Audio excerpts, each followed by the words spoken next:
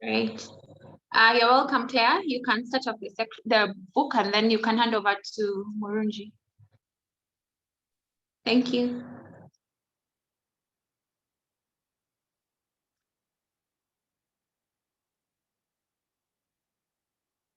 We are not able to hear you, Claire. I don't know why. Right, can you hear me now? Yes, you're clear now. Okay. All right. I would like to welcome everyone to this book review. Thank you, Primera, for starting us off. It's this year. If we've been coming for our different reviews, we've learned many things. But this particular book had so much that not even one person could review this book, and that's why we have three amazing ladies online who are going to help us go through every chapter. It has different categories, and the reason as to why I think it's one of the best books I have read is because it was real. It's real in terms of the examples it gives. It wasn't too academic. It did have tough language, and I found it's a big book, but I found it very easy to go through. And so we're going to have different ladies reviewing different sessions. The first section will be meaning, and then we'll have framing, we'll have connecting, energizing, is engaging. So we're going to go through them according to what we picked out, the highlights. We can't have the details, but we're going to have the highlights. And the very first part is going to be reviewed by Murungi.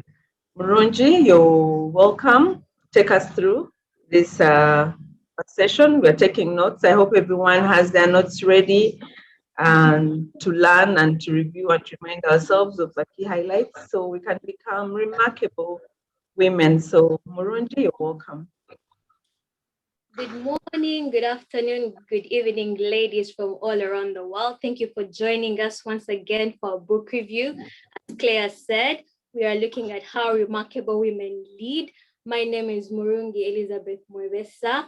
And just to add to what Claire said, when I read this book, it really had very many, real things. And as I was going through, I thought to myself, there's women around me that I can think of when I read the different chapters. And I would like to just start off by sharing just a few things that a few ladies that, popped up in my head.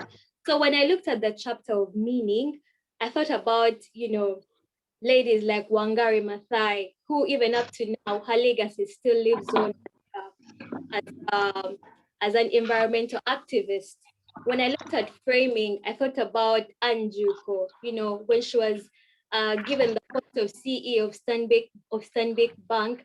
A few days later, the country closed down, and she said she had to think about facts over fear so that she could drive the bank forward. And we can see from the awards she has won and from how well the bank is doing that framing is really important, especially in tough times. When I looked at connecting, I really thought about my mom. She not only has vertical, horizontal, and diagonal connections, but she also keeps in touch with people. And that is something I'm really learning to do.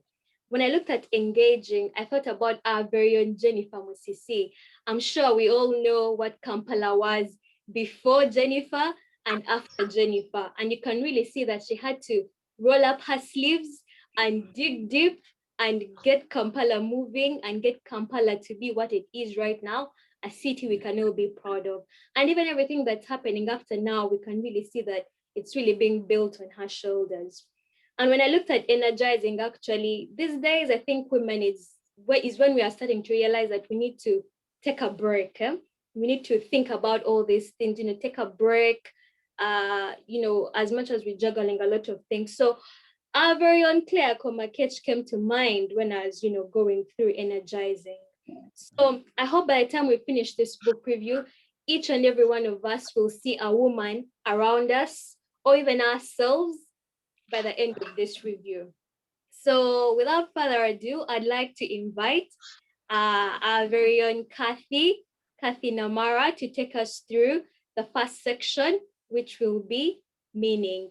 So when Kathy is not smiling like the sun, she is actually working for MTN. So Kathy, please take us through the first part. Thank you. Thank you so much, Murunji. Thank you, Prim. Thank you, Claire. Murunji, you practically, I think you have summarized meaning excellently when you talk about Wangari, coming from a place that no one thought a global leader would come from, such a humble beginning. So meaning is actually a powerful feeling, I think I should say feeling, to have. It gives you the courage to move beyond where most people thought you would stop. Look at you, Murunji, going all the way from your BSc to MSc and PhD. There is a greater force behind you being a PhD candidate. When the professor shouts at you, there is something that picks you up, and you go back and tell him, come on, this is the correction, and this is what I want to do. So meaning is that deep satisfaction, I should say, satisfaction in wanting to change something, in wanting to achieve something, accomplish something, a dream that you dare to actually go out and achieve. Now, in the book, they introduced Maslow's pyramid of needs. And before I read this book, I interpreted it differently, Maslow's needs, that pyramid. So I thought self-actualization is about owning that Range Rover, you've reached that point of, the Range Rover, and you have a chauffeur. So if Murunji is staying somewhere in Karamoja, I can go there because I have a chauffeur, I won't get tired. Generally, I have arrived.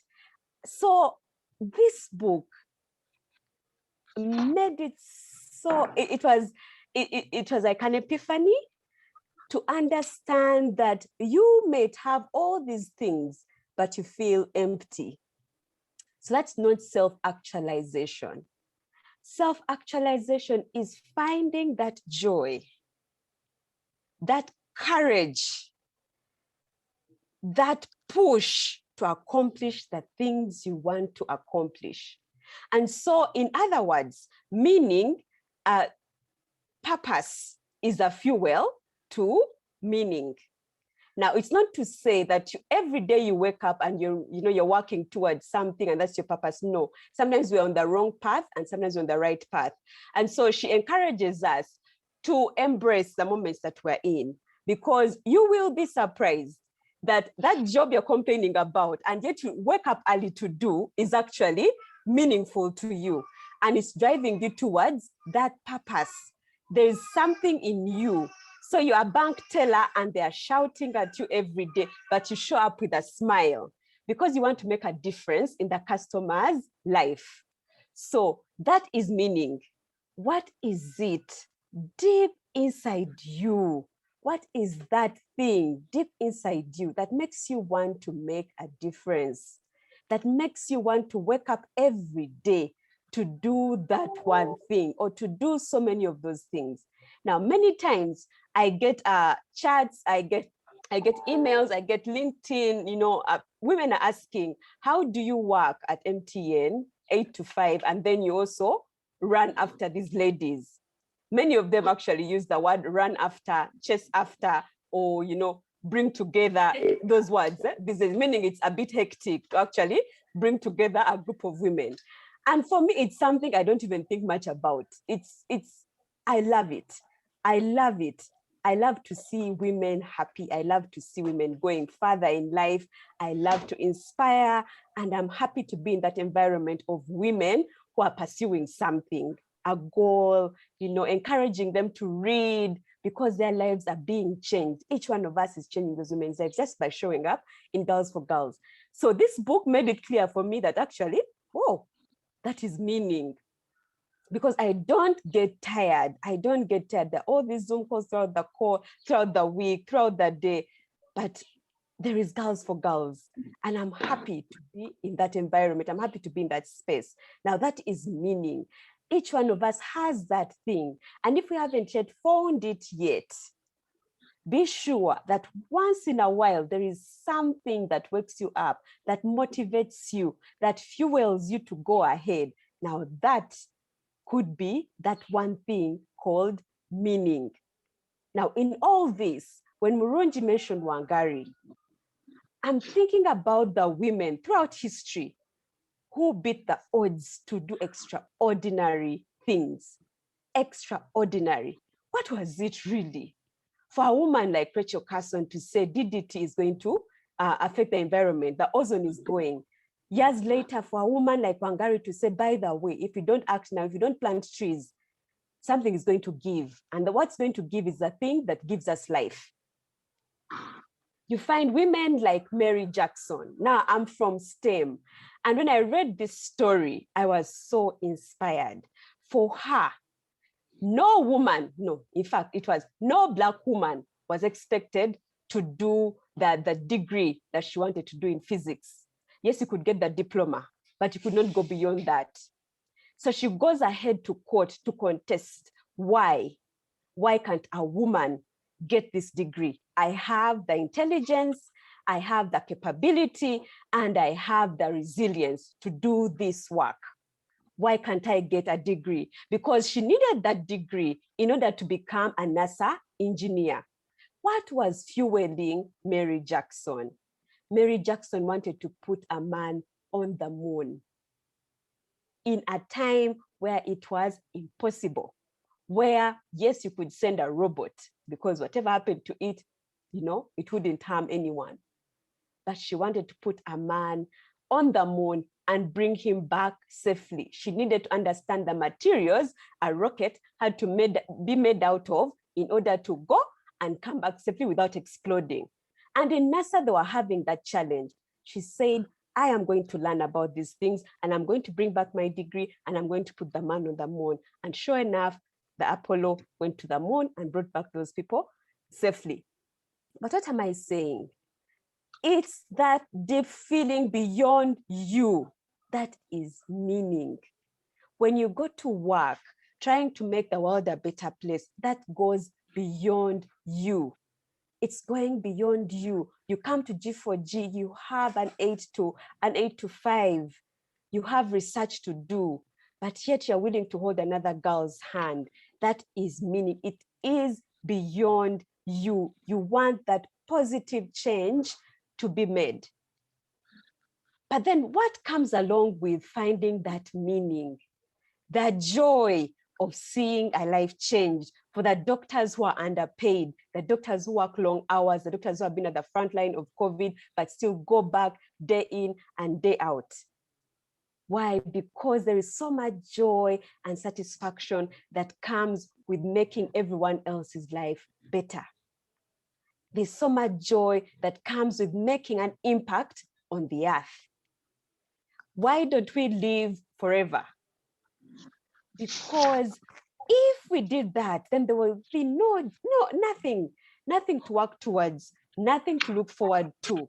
But because we know our time is limited, then we work towards certain things. Now that is what meaning brings into our lives. We're working towards something and it's so clear. And maybe it is not so clear now, but there is something within you that gives you the courage to pursue the things. You could be an engineer, but you are so fueled by seeing women coming together to fight injustice. Now that could be the meaning, something that really energizes you. And so we are saying it gives you courage. Having that thing that wakes you up, that is courage. You wake up and you don't care what everyone else is saying. For you, you are moving on. You want to start a business and you know it's going to have impact. Look at the story of a woman called C.J. Walker. She said she is starting this business. She has the famous hair oil on African hair. It was a growth pomade. And they were asking her, why? I know you've been scrubbing floors. So is it because? And she said, no, it's not because I want money, but it's because when I break that boundary of a woman in business, I'm opening more doors for other women. Other women will know it is possible. And so I'm moving courageously to break these barriers, to go into spaces women have not been allowed to, because I know there is a whole generation of women who are going to be impacted by this move. Join me and we shall make a difference. That was CJ Walker. And that is meaning. It gives you the courage, it gives you the resilience, and then it makes you more creative. And in that creativity, that look, the happiness that comes with making things out of nothing, with making things possible that seemed impossible. That is what meaning brings about. And when you're happy, the people around you are almost automatically infected by that happiness. If you are a team leader and you're happy, the joy that you're bringing to work, the energy you're bringing to work is infectious. Your team is going to be more creative, more willing to break the boundaries, more willing to burn that midnight oil to make things work.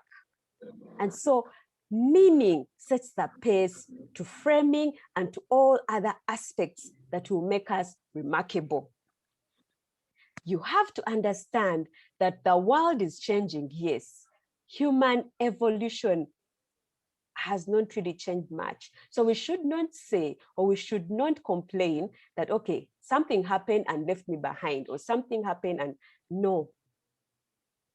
The belief that you can make the impossible possible and you take that great leap forward is what makes the difference.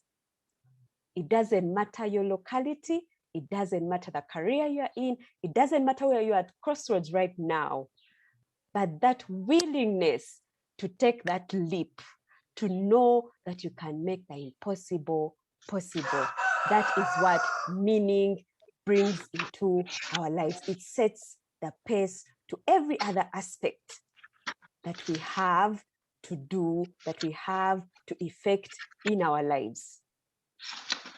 And also, there is something that was so extraordinary about this chapter. The things that energize you, if you take a step and think about it in the night or when there's so much stillness, there is something that energizes you. I urge you to follow it up. That could be that one thing that will set you free if you feel that you have not yet found meaning in your life. There is that thing that energizes you, that keeps you up, that makes your heart race. It makes your heart race when you know, now in my case, when there's a session, a STEM session the next day, I'm up and about. I know that there is something going to happen. The guest speaker is going to come and there is something amazing, there's something magical going to happen tomorrow. And I did not know that actually when there is that aspect, that the energizing aspect made me think about so many things. I normally like to take naps and I feel very happy, especially the Sunday naps. So you can call, I put the phone on mute. You may not find me Sunday afternoon, I'm napping. And I wake up full of life. And so even in your pursuit of meaning, get those moments where you sit back, relax, think about what you want to do next. It is also, it's very, very revealing to be in those moments of stillness. Another thing is, even in your day-to-day work, there are those tasks that could be directing you to what your meaning is actually. You may find that the way meetings are organized in the organization really, really annoys you. And for you, you want things done in a certain way. Why don't you offer your service? I know you will feel the difference. You will be up and about to make sure, especially for your first organized meeting, you'll make sure things are in order. That's the thing that fills you with life. And so I urge you, ladies, as I conclude, dare to dream. Dare to dream, especially on those things that make your heart race and energize you. Dare to dream. dare to dream, and have the courage to move forward. Thank you so much, Murunji.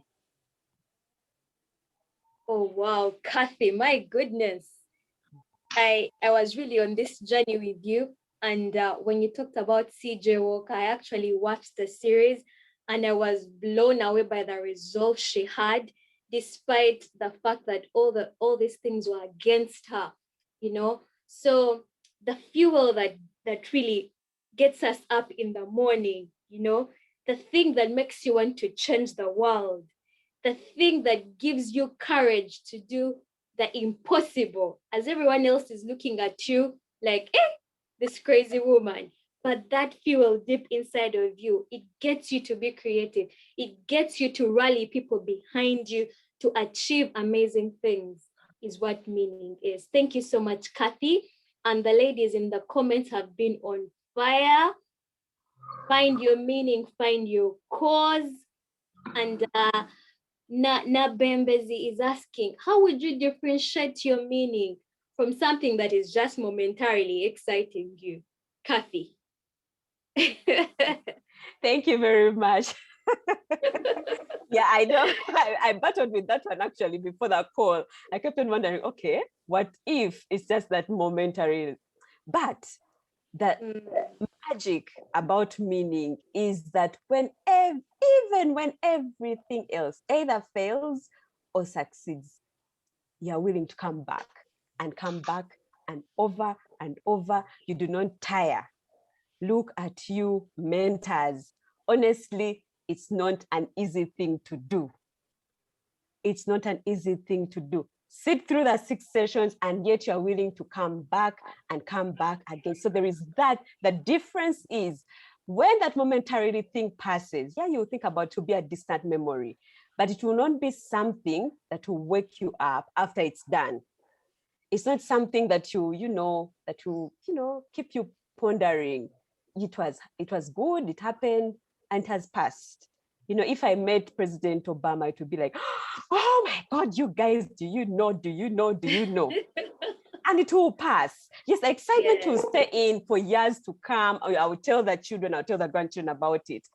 But for me, inspiring women and seeing their lives change is something that I'll keep doing. I keep referring to, I talk about in different spaces. Yes, it is something that I want to do, keep doing. When I'm tired, I get a momentary rest, but I go back to it. So meaning is that thing. It will not pass. You get tired, you rest a bit, it will still be with you. That is meaning. Thank you so much, Kathy. That thing that energizes you, even when you fail, or even when you win, you're still going back to it, you're still going back and forth to try and complete it, because we have a limited time on earth and we have to fulfill our meaning. Thank you so much, Kathy. And to take us through the second session, which is framing, is the lovely Claire. When Claire is not telling us about, giving us tips on motherhood and, energizing ourselves, she's also working as a business development manager at New Vision Group. Claire, you're welcome. Over to you. Thank you so much, Ronji. Thank you, Kathy. Kathy has set the pace for this book.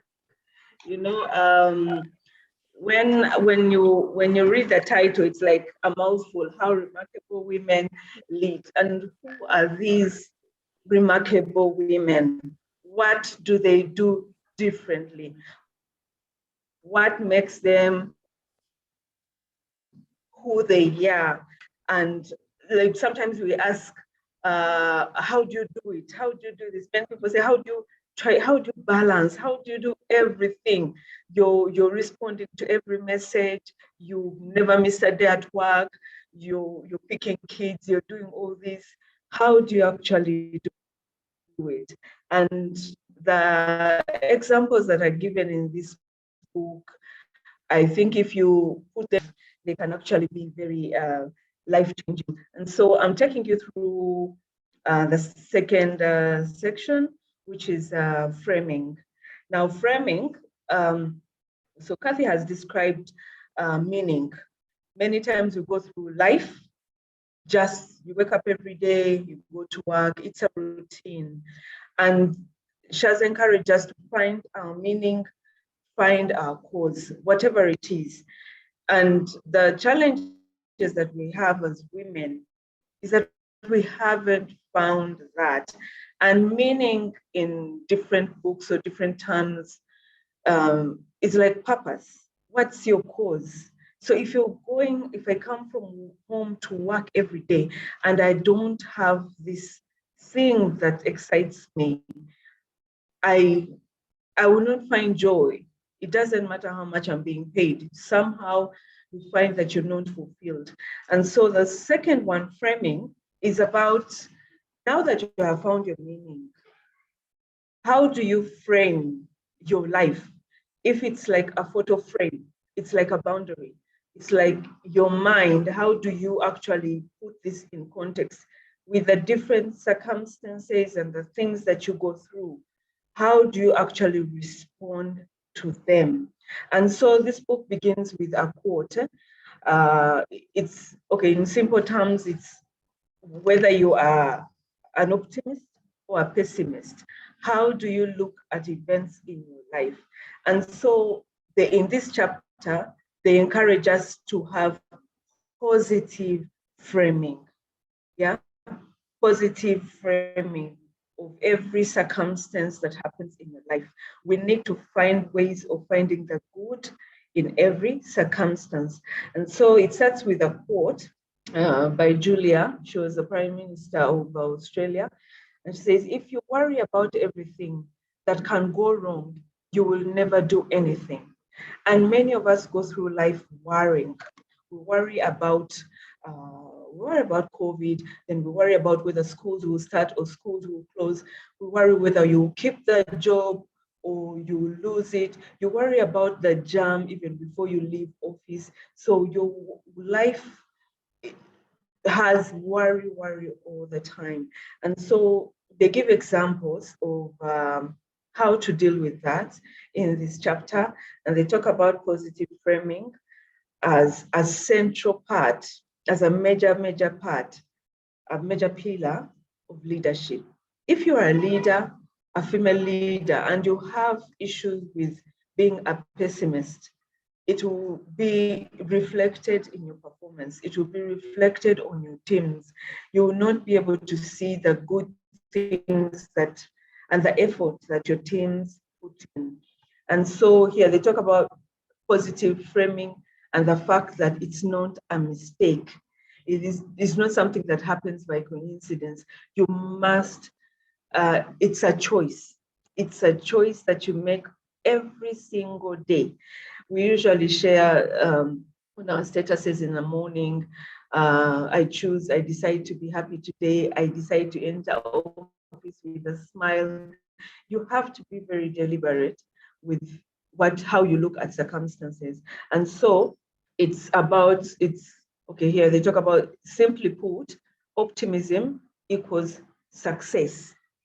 You cannot be a pessimist and excel. You cannot, because you look at the negative part. And so they give an example of a lady, Emma Fundira, who entered into the corporate space as the only Black woman, the youngest in a boardroom of white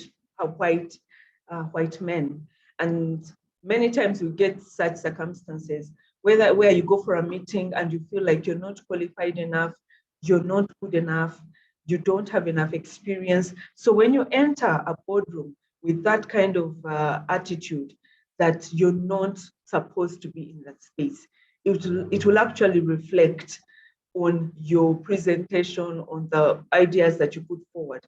But if you enter that space and you know that you are meant to be in that space and you try to overcome the imposter syndrome, you will excel. So they give examples of when you enter a room and the two people who are in the room, maybe a boss and a co-worker, immediately put away the papers and keep quiet. How would you respond? Now, it depends on the frame of mind that you have. when you enter such a room and your boss pulls away the papers, covers the laptop, when you are a pessimist, you think, oh my God, I think I'm going to be fired. I think they were discussing me, that maybe it's my bad report, maybe something is wrong, I did something wrong. But an optimist can enter into the same space and think they are planning a surprise for them. So such examples were actually very, very, they made this chapter very easy to think about. And so they give examples of how we react in terms of adversity. Now, adversity may not go as far as losing someone, but it could be something, a mistake that you make at work.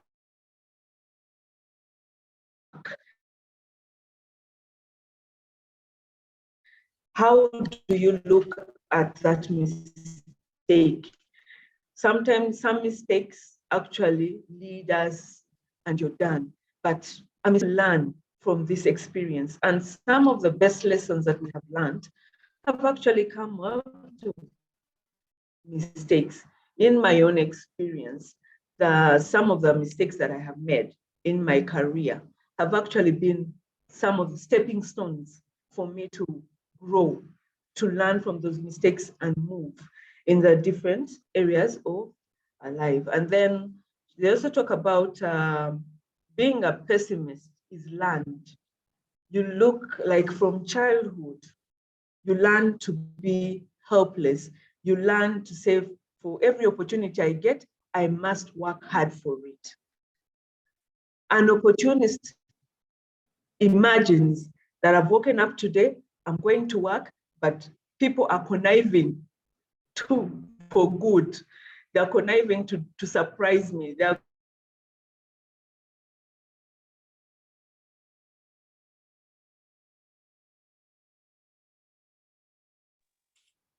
Claire,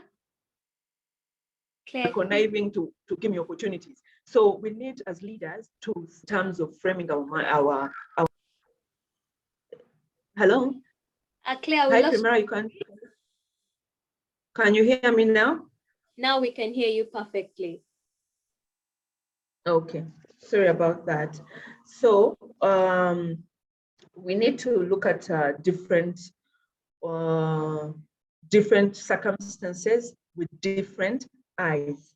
And one of the things that is mentioned here is that you need to learn.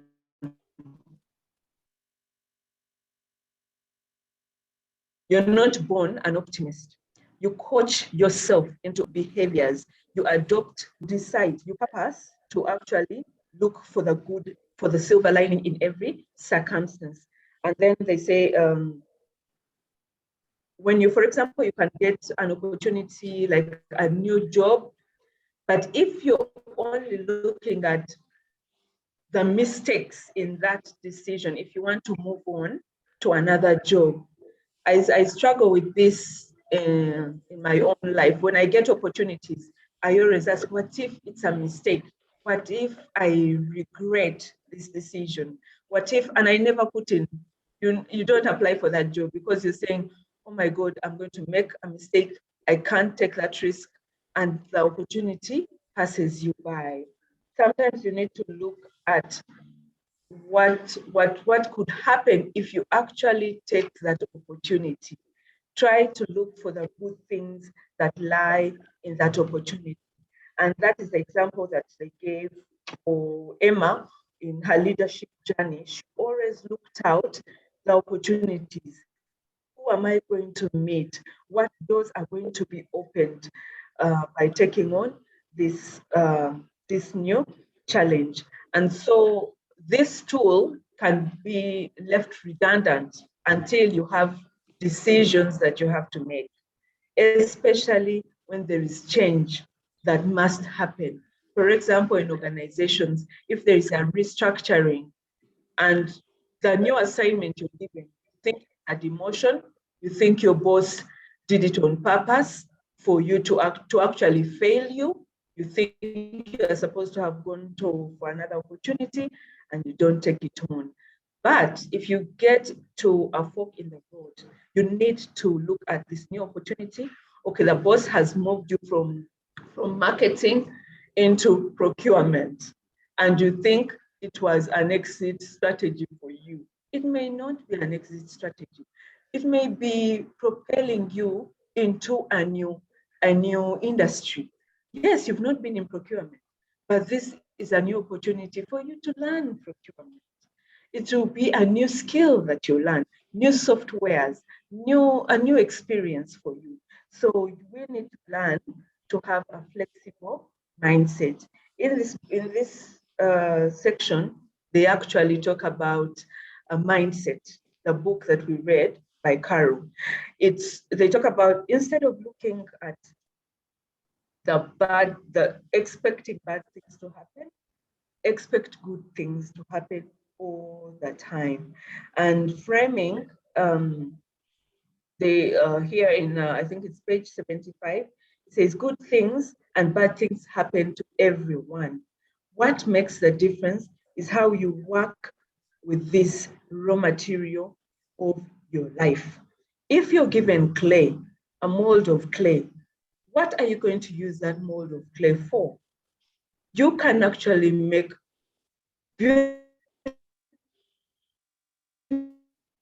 beautiful pottery. You can make ceramic pieces out of the clay that you're given. So the thing called life. And so when they were on the same page, they talk about what's the worst. You should always ask yourself, what's the worst that can happen if I make this decision?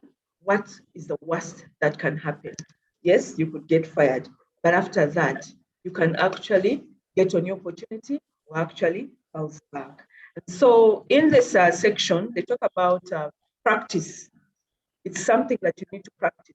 Practice optimism.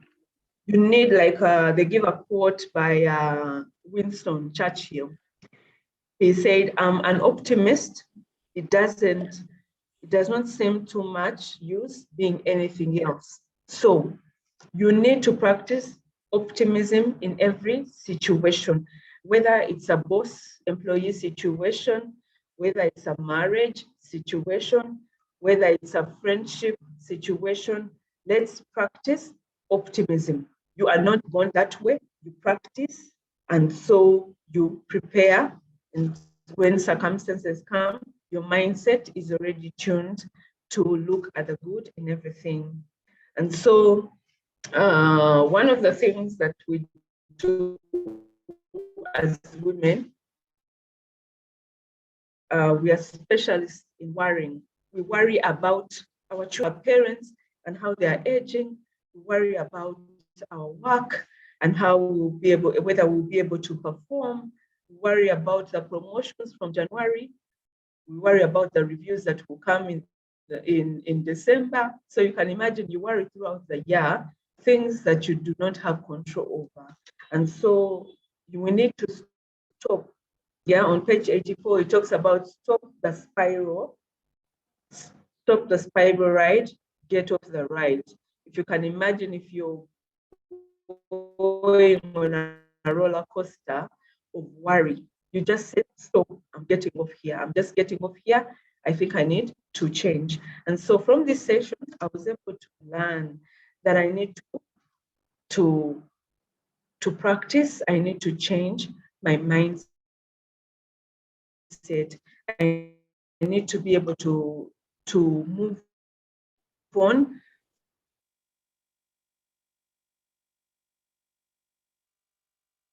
About moving on. Some of us get stuck in relationships. Someone disappoints you, breaks up with you, and you carry that monkey on your back through all relationships.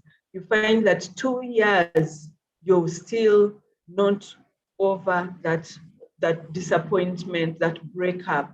Someone annoys you at work, and you carry that monkey throughout. You're still annoyed with that person, and you create a lot of toxic energy in the office. And so they talk about moving on as one of those. And then another thing they talk about as I conclude this session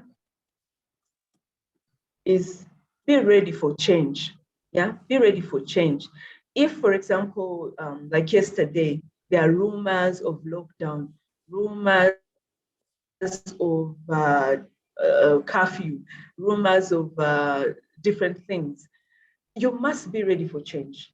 Even in your career, what have you done to be able to skill yourself in case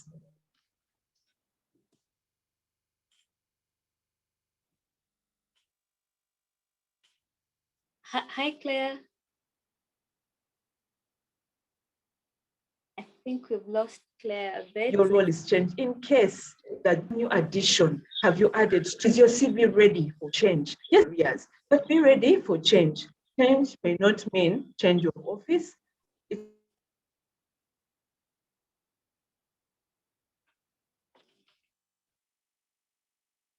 may mean change of roles, a change, and also we need to be ready and always negative and looking at the bad things. You will not be able to enjoy the journey. So bad things, like they say in the Bible, they will happen. Trials will happen. But when they happen, how do you respond? So in conclusion, this section talks about as a leader, as a woman in leadership, whether in the boardroom or middle manager, in all our circles, the different things that we do, mindset, framing our mindset will make us remarkable leaders. Thank you. Over to you, Moronji. Thank you so much. Thank you so much, Claire. You really put it in a beautiful way. When you finish, when you know your meaning, how do you put context to it and how do you respond to events? Thank you so much for that. You talked about flexibility. We need to be flexible. We also need to be ready to change. The monkeys we are carrying from 10, 20, 30 years, I don't know, 15 years ago, we need to learn to drop those monkeys. And I do really relate when you say that women, we are constantly worrying. We are warriors. You know, we are both warriors and warriors. So we need to get off the worrying train, the spiral of worrying, and get off and start being more positive. Thank you so much, Claire. And in the comment section, someone says you cannot live your life from a place of fear. Live your life from a place of hope. And also the good news is that you are not born an optimist. You choose to learn. And this is really comforting to know that even if you have a certain mindset, you can definitely change it and get a more positive mindset. Thank you so much, Claire. There's only praises in the comment section for you. Caroline, you had your hand up. Would you like to say something? Caroline?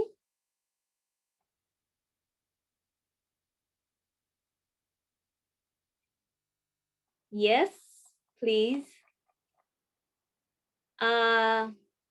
Ziada, too, you have your hand up. Would you like to say something? Please unmute yourself. Okay, can you hear me now? Yes, we can hear you, Ziada. Okay, thank you so much, Claire, for your contribution to today's session. Today is my first book review for G4G. Thank you for joining us. Yes, so she talked about, Claire talked about, I haven't had the opportunity to read the book. I just got about this just a few days back. But Claire talked about something, living, stopping living fear, worrying all the time. And let me probably just ask, in case there's anybody here who has found themselves in such a habit of worrying, how have you dealt with it? Personally, sometimes I find myself in a spiral of worry, and I really realize, really realize it affects you. But if you ever found yourself in such a situation before, how do you disentangle and continue to move forward? That is a very important question, Ziada. Thank you so much. So ladies, if you found yourself in a spiral of worrying, how have you been able to pull yourself out of that spiral? Claire or any of the ladies, please help us with this. All right, Murunji, maybe I can just share a little bit. There's one sticker that I have on my diary, at the front page of my diary, and it reads, "Why worry when you can pray? Why worry when you can pray?" I have realized that worrying, whether it's worrying about finances, will not bring the finances. You understand? Whether it's worrying about your children or whether they will turn out right, I have found that I find my comfort in prayer, And I used instead of like worrying, I used to share a lot. Like I could share my issues with other people. I immediately have an issue, I have to call someone to tell them, you know what, I'm this, I can't imagine, I have this issue. I talk to them, and after talking, yes, some could encourage me, but you remain the same. It's like taking alcohol to drown your problems. You know, you will drink the alcohol to cover the problems. You will only come back with a hangover. The problems will still be there. And so on my own personal level, I have found that prayer replaces my worrying. It does not change the circumstance, but for my own mental health, I have found this to be, honestly, to be a solution to the worrying. I am a victim. I used to worry a lot. I used to worry about the things that I was, and half of the things we worry about somehow never even happen. Yeah, they may not even come to pass. But the energy, you know, the energy, the stress, and the risk of your mental health. You find that because you're worrying about an issue, you're really a bad mom, you're shouting at everyone, you're worried, you're shouting at the people at work because you have issues. And I found that the time I spend in prayer really helps me. So some other person can actually share, but this is my own personal experience. Thank you so much, Claire. I think it's also 50 Cent who says you either pray or worry, but you can't do both.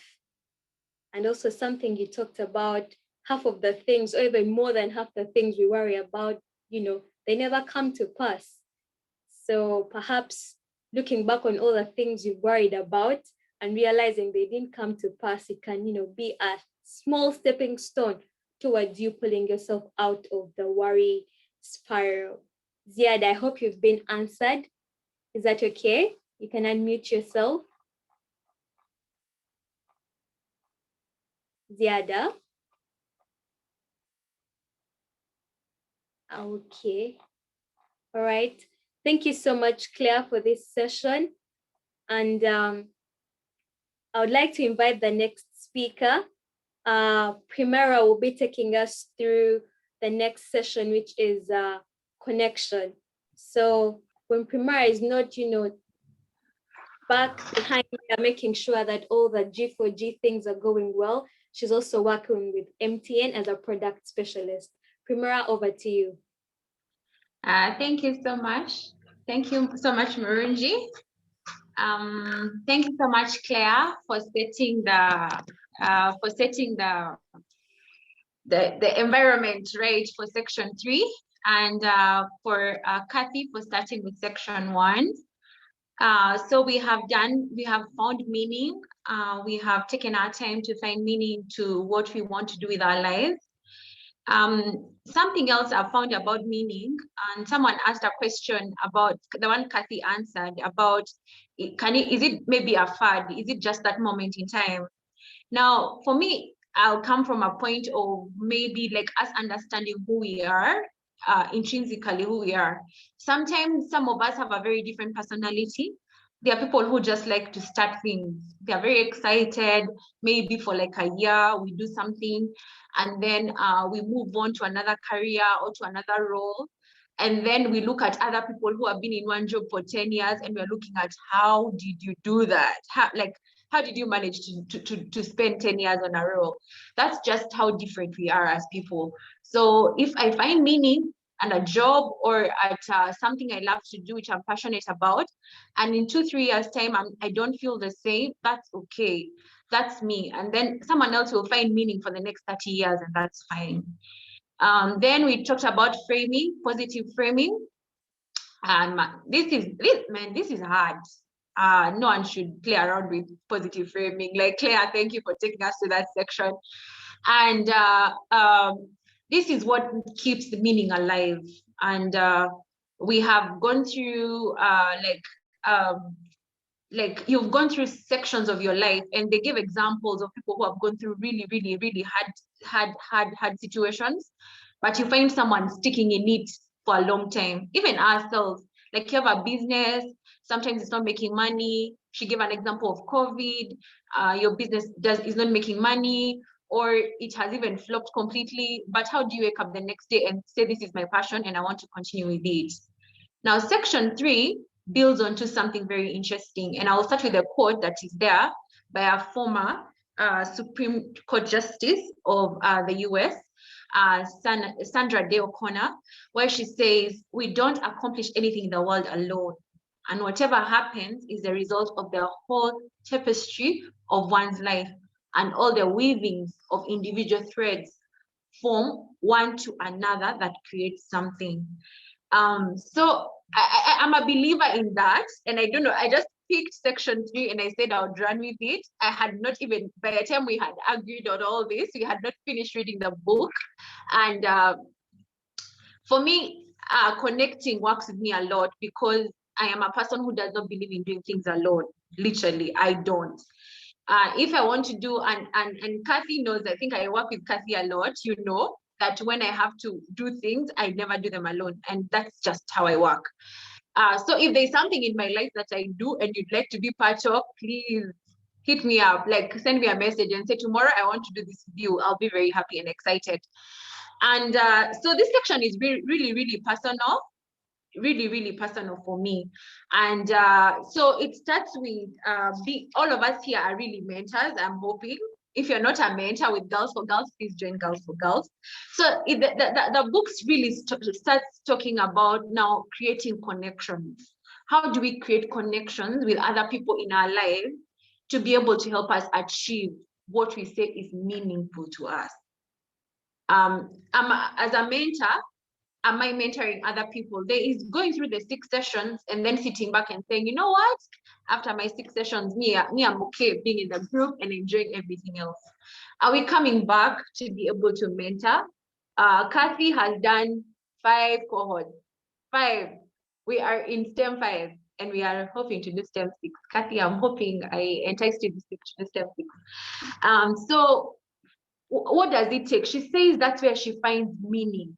She wakes up every morning and all she thinks about is building other women. And specifically for her, her drive and her meaning comes from women in STEM.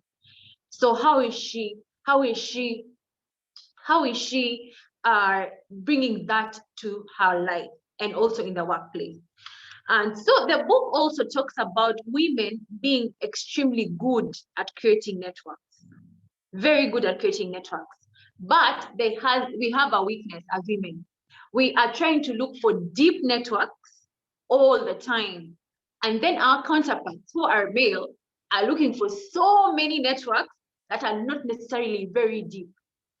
So that gives them, it gives them a leap when they are looking for someone to help them do a certain thing that they may want in their life.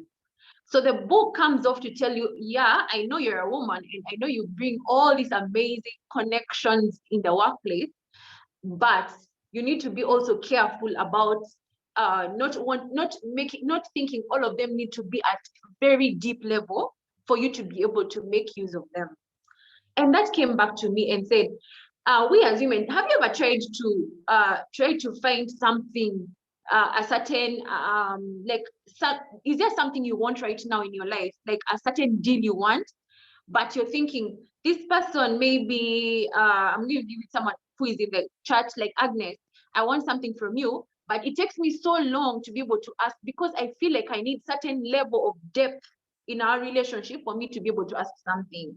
And today I was like, you know what, I'm just going to be interesting and ask people on the chat to actually put something they'd like to accomplish. Literally, in the section before, we've talked about fear and not letting fear get a hold of us.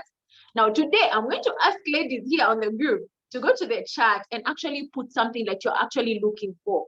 What is it that you would ask for other women to be able to give you today that would make your life much better or make better? Please go to the chat. Yeah, we are going to do it afraid, but I'm hoping this is an environment where you feel like it is safe enough. The book also goes to say the need for us to create a network design. That means looking at who you know. I'm going to give an example with LinkedIn, and I hope people use LinkedIn a lot. It has layers in it. It has level 1, level 2, and level 3. So you need to be able to audit your relationships that you have in your environment and be able to understand which one is in level 1, which one is in level 2, and which one is in level 3. So that you're constantly making sure that you're actually making an effort to be able to keep in touch with all those relationships in the levels where they are. So not everyone needs to be a level 1, but you have your level 2 and you have your level 3, but you know all of them.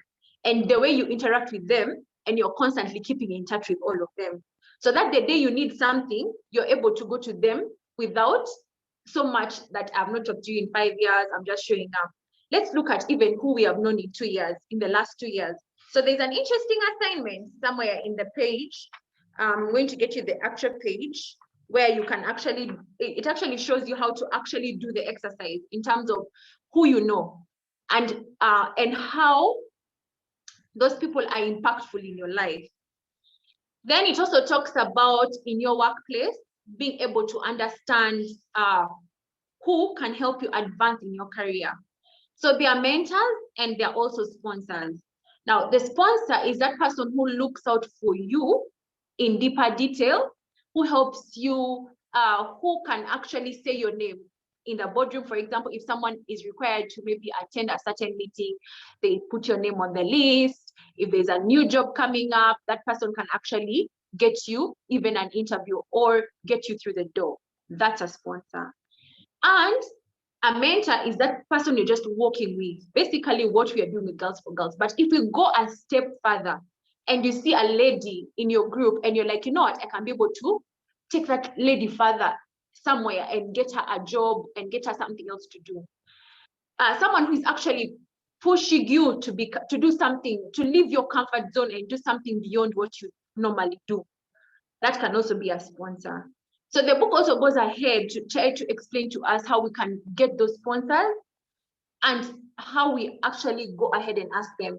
Sometimes as women, we don't want to ask, but now we are going to start asking. The worst we can get is a no.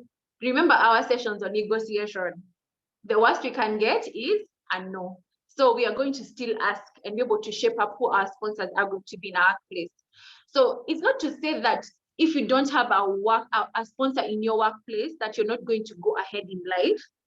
You can also look around in your organization. They say the book goes on to say that you can actually look around and see who has been a sponsor before. Then you can approach them. But most likely, the people who have been sponsors before have a long line of people waiting behind also who are interested in the same things that they're interested in, and for them to be their sponsors. So sometimes the best thing is maybe to look for someone else who has maybe never sponsored before and then coach them into being your sponsor. So the book goes on to say, the lady goes on to say, Joanna Bash, that having a sponsor is much better than having a mentor, because a sponsor is actually looking out for you. And then something else that came out for me in the book was about reciprocity in terms of relationships.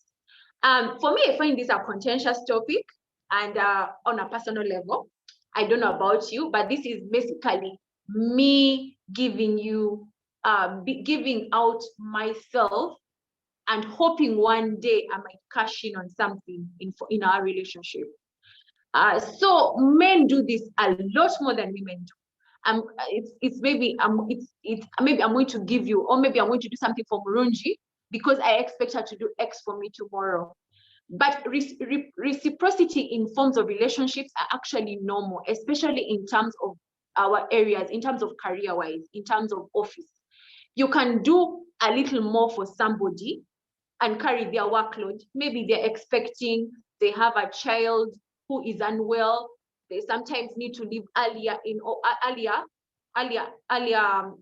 like at 4 o'clock, maybe because they have to pick children at work, but maybe office hours end at 5, something like that.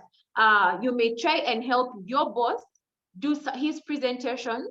Maybe you want him to be a sponsor for you at some point.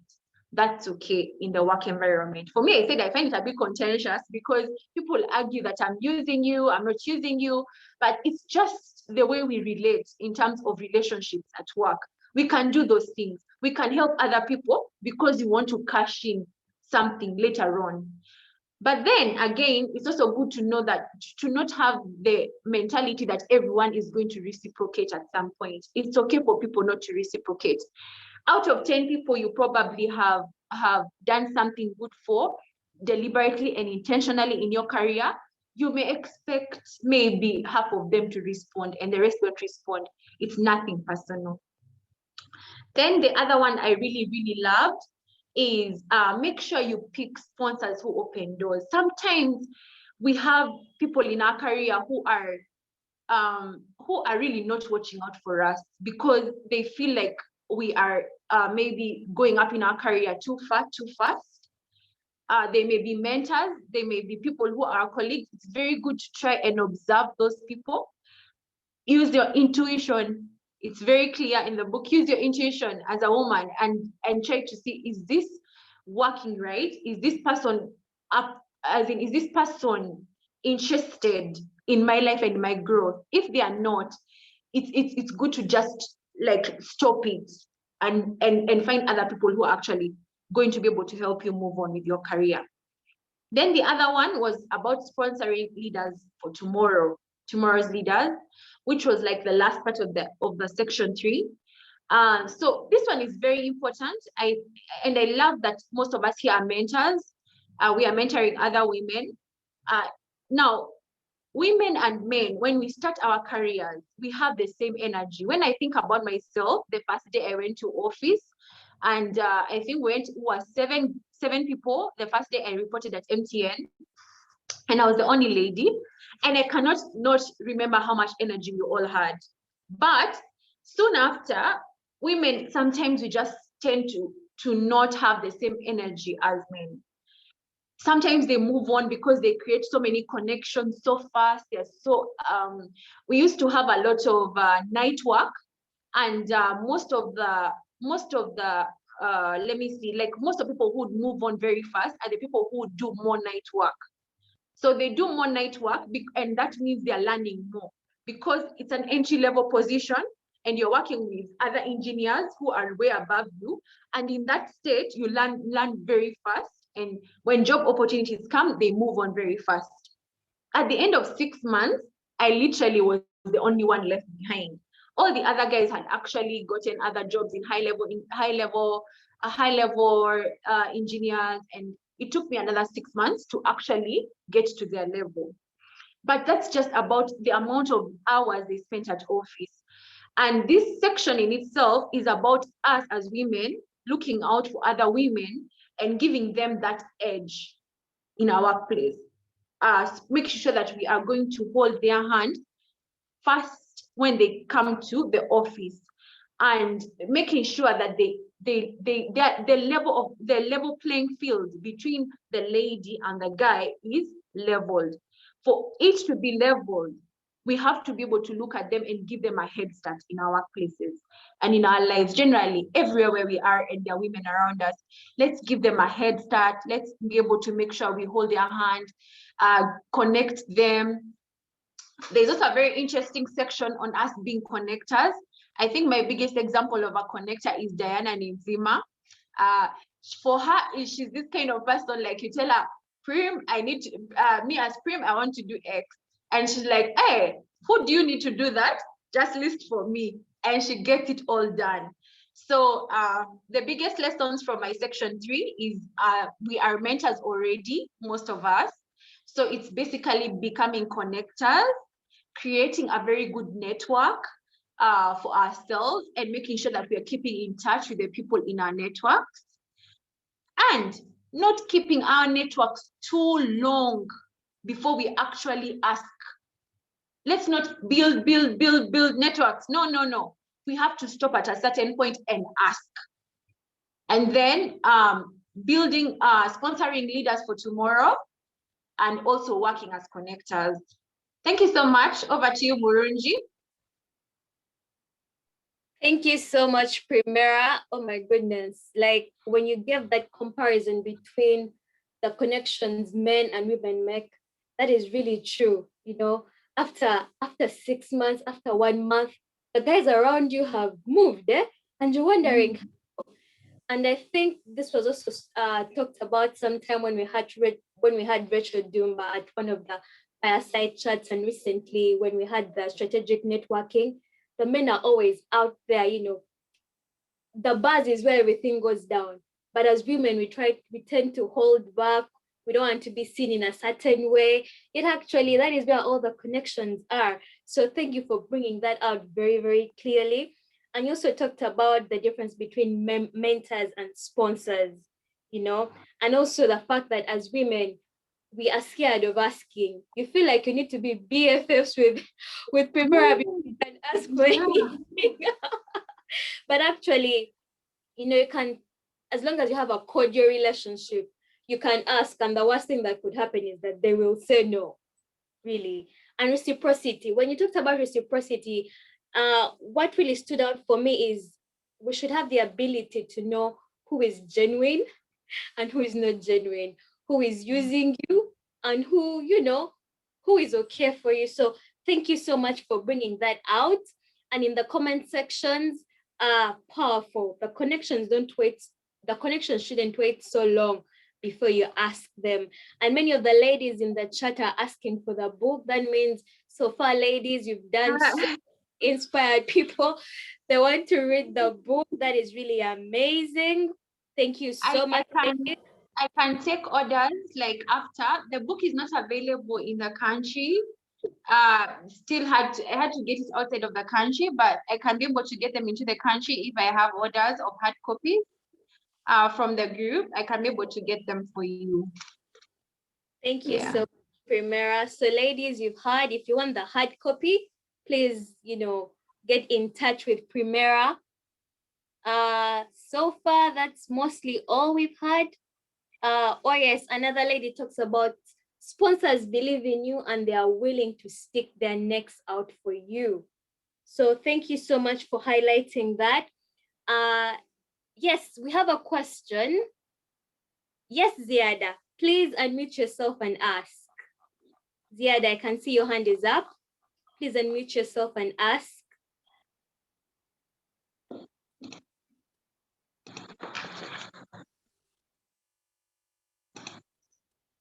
Hi. Okay, thank you, Monty. I had put up my hand at the moment Prim shared her experience. There's something Prim has said that for me is relating with me. I'm not even asking a question, but there's something that got me, really resonated very fast. There's something she said, we women were always waiting for the deep connections before we can actually go out there and ask from our networks. And we're not as having diversity, you know, guys will have, which is true, guys can have like thousands of people they know, and for you have like in comparison 10 to 20, because it's not so much about the depth for them, but about, I guess, I don't remember the word she utilized. So it was just something that I guess just resonated, and I was like, wow, that is very, very powerful for me. Yeah, Prim, thank you so much for sharing your work story. It was a good learning Yeah. Yes. Ziada, thank you for sharing with us too. Agnes says, I have fear to make new connections. How do you deal with a sponsor who's not genuine? Primera. Now, that's the thing. When you're choosing a sponsor, you need to be very, very careful. You need to be very careful. I said there are two ways. You either look around for someone who has sponsored before in your workplace. There will be reviews of the person. You will be able to know what the person has ever done before. And if there isn't one, you can look around and first get to know who they are. You must have shared interests, shared connections. Then only then can you coach them to be your sponsor. Yeah, but you need to be very careful because this is someone who is speaking out for you and who you want to help you out in your career as you grow. You have to be very careful. Yeah, and do your homework about them. You need to know who they are very well. Take your time, understand who they are online, offline, their family, everything about them you must know. Thank you so much, Primera. We have a brand as women, we have a brand to protect. So whoever you decide to put in your village, you must have vetted them quite well. Thank you so much. Agnes, I hope that answers your question. Any other questions, ladies, or comments?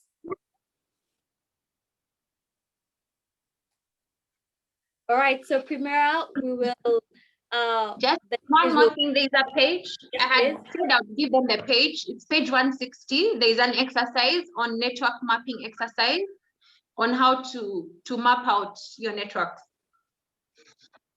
Page 160. Thank you, Maureen. 160.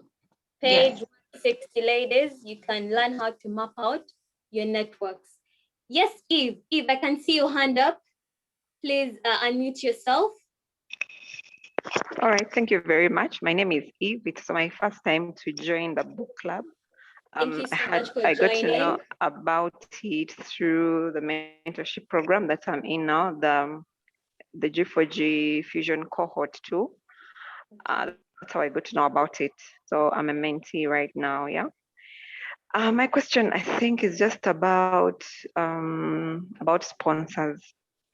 For instance, when you're in a workplace, how would you even look out for a sponsor because you're not sure whether you're not sure whether so-and-so is your friend or has good intentions or is looking out for you, because most of the times we are in workplaces and we actually don't know who is a friend, much as you could be talking to everybody, you relate with everybody pretty well, but you're not sure, what goes on behind there.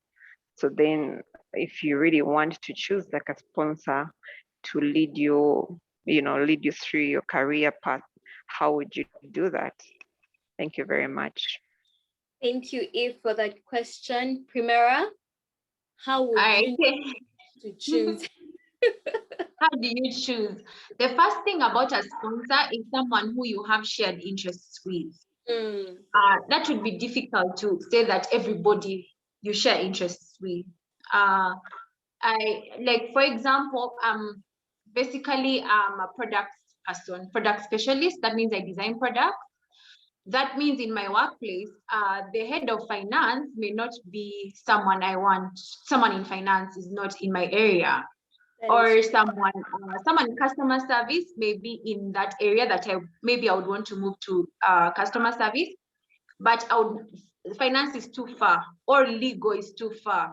So maybe head of marketing is someone who is close to what I would want. So first thing is meaning. We started with meaning.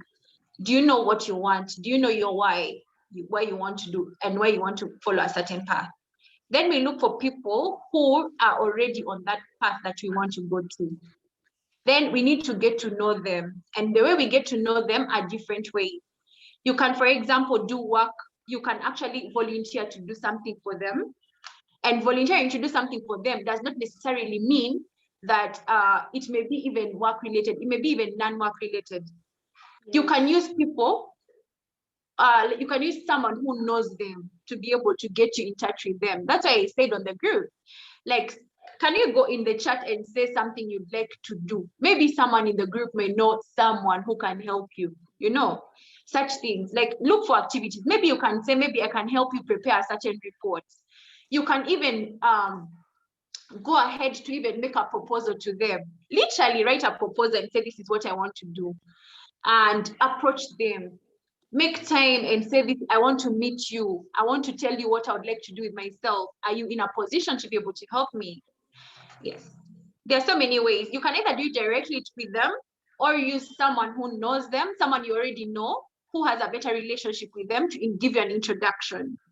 You can also continue and become part of Girls for Girls. When you start mentoring, you meet so many people. That is very true. And I think there's about 9 different ways in the book that help you to, you know, make connections with people both above you and below you. Thank you so much, Primera. Are there any other questions, ladies? I think for now we're all good. So Kathy, Claire, and Primera have really set the tune for the next section, which is actually engaging. And engaging really is where everything comes together. Once you know your meaning, once you have made your framing, and you've made all these connections, then you start engaging. Engaging is where you do. Engaging is where you decide to jump off that cliff. Engaging is where you bite that bullet. Engaging is where the action happens.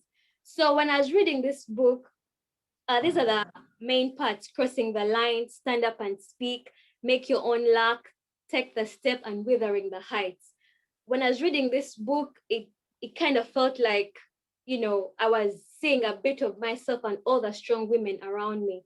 So to elaborate this, I'll give you, I'll share with you an experience of mine. So when I finished the university undergrad and I started working, however, I realized that, you know, I really like to learn. I really like to share.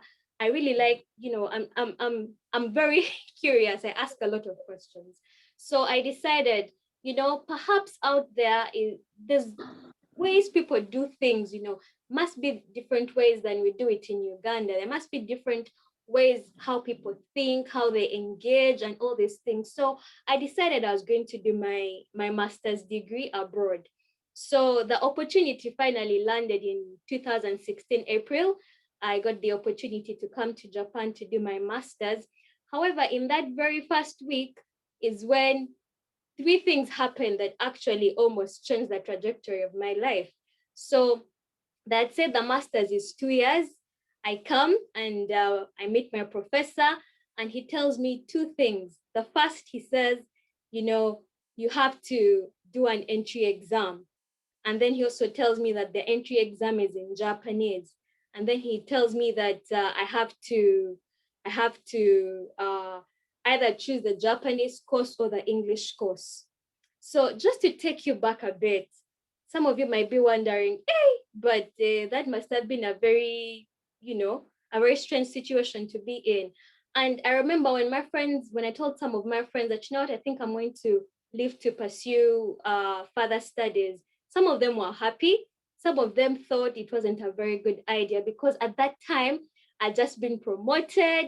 My salary had almost doubled, and my benefits, I'd gotten new benefits. They had just increased. And at that time in our lives, I would say I was really doing well. So for some of my friends, they really thought this was not a very good idea. And I really understood, and I really understood where they came from. However, because I had already set my mind on doing something else, I literally bit the bullet and decided to leave the job and go pursue studies. So in the very first 2 weeks of being away from home, I am told to make really life-changing situations. So at that point, I said, okay, so what do we have to do now? How do I get the papers to revise for the entry exam? And what's the difference between the English and the Japanese course? So it was really a tough and stressful time for me. However, my professor encouraged the students in my lab to really help me. So every professor is assigned students, and we have like a room that has computers, machinery, and other accessories. So that's what we call a lab, and that's where we meet. So even then, I tried to engage with the students, and the only thing I knew at that time was English. And the only thing they knew at that time was Japanese. So we were really trying to come to a point where we can have a good conversation and try to pass on messages to each other. So everyone was trying to pull in. And I think that's where Prim comes in, and she talks about making connections. So I had to start making connections with these people. And in that point, I knew I had to change my plan now, because instead of the 2 years, looks like I was going to spend more time there. So eventually, when they explained to me the difference between the English course and the Japanese course, I decided to bite that bullet a little harder, and I decided to do the Japanese course. And this is because, again, I wanted to learn. I knew there was something out here or out wherever that was different from where I came from. So when I looked at the Japanese course, I saw they had things about history, development, planning, how the trains move, how they are maintained, all these things. So that is how I changed trajectories a bit. But also in this same time, when I used to interact with the other students, I realized they were asking me some really quite funny questions about Africa. So I knew that not only was I here to do school, not only was I here to learn, but somehow in my head, I appointed myself as the ambassador of Africa, because after interacting with them, I knew that I would be the only African for a very long time, or even the only African in their lifetimes that they were going to interact with on such a close level. Therefore, I had to put my bestest foot forward. So I decided not only to be seen, to be heard, but also have a real presence wherever I went. So I remember even during the interviews, because we had interviews before we started class, and the professors told me, but why don't you do the English course? It's easier. But I knew that the English course would not serve my purpose as to why I was here. So I told them I am willing to put in the work. I am willing to do extra so that I can be able to perform to my best. So thereafter, I passed the exams, and now I was preparing to start my classes. So that was in April up to about August. And in September, my professor asked me to attend seminar for the very first time. So a seminar is where students present their research and their steps that they've taken towards their research, and the professors will comment, the students too will also comment. So it's a very good way of learning and getting feedback from other people. So when I was invited, I sat down, I was excited, I was like, oh, this is another opportunity for me to learn. And of course, I was shocked because the seminar was all in Japanese, not a single word in English. I had taken some classes at the university because they were free, but I realized in that point that the classes I was taking were not going to be enough for me to be able to go through the master's classes and learn and even excel. So at that point, I remember my professor walking up to me and saying, Murungi, don't worry, the students will come to you and explain their research in English. To this day, the students never came to explain to me in English. So I realized that I had to do something else. I had to come up with another plan B to be able to catch up with everyone else. So I collected all the presentations that they had done, the papers, and also the ones that came after. And for about a month, I just sat down. I looked at the different characters. They're called kanji, the Chinese characters that Japanese use for their language.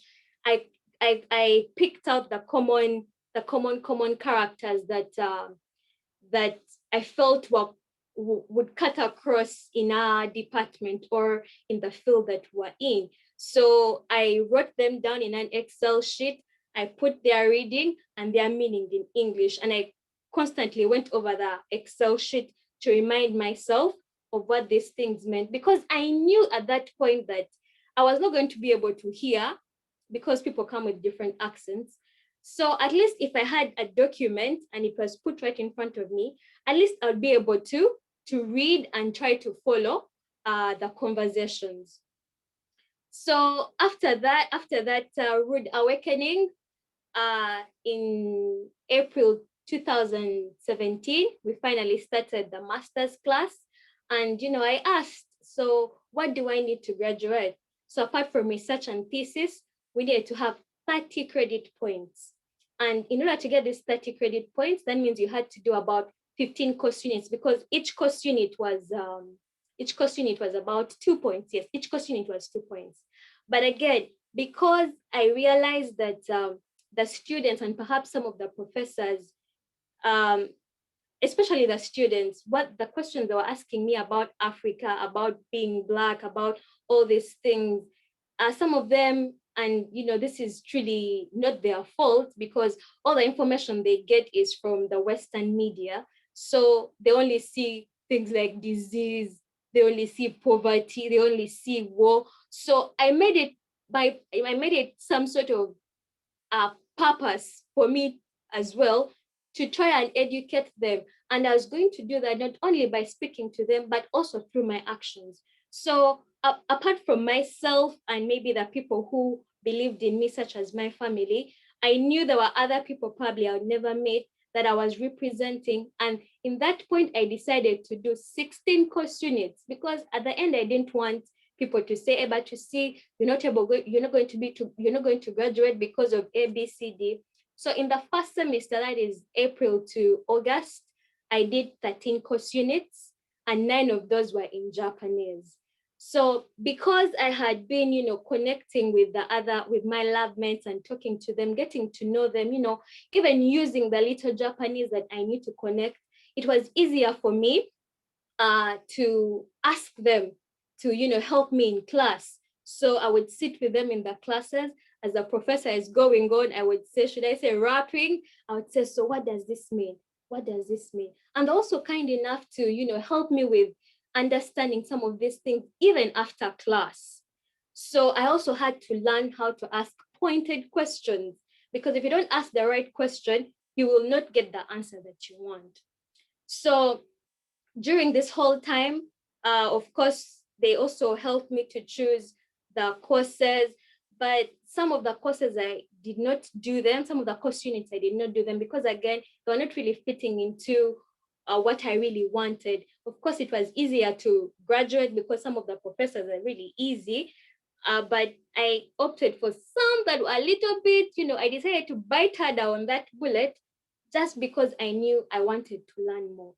So for some of the course units, we either had discussions, like group discussions, or we would have rather group presentations or individual presentations. For some, it was attendance, and for others, you had to write a report or a weekly report when you attend. And just one of the course units is when we had an exam.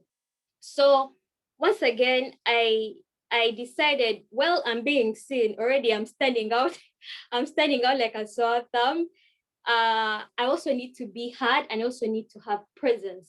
And I did this by deciding that every time they gave us an assignment, and it was a course in Japanese, I decided I was going to present in Japanese.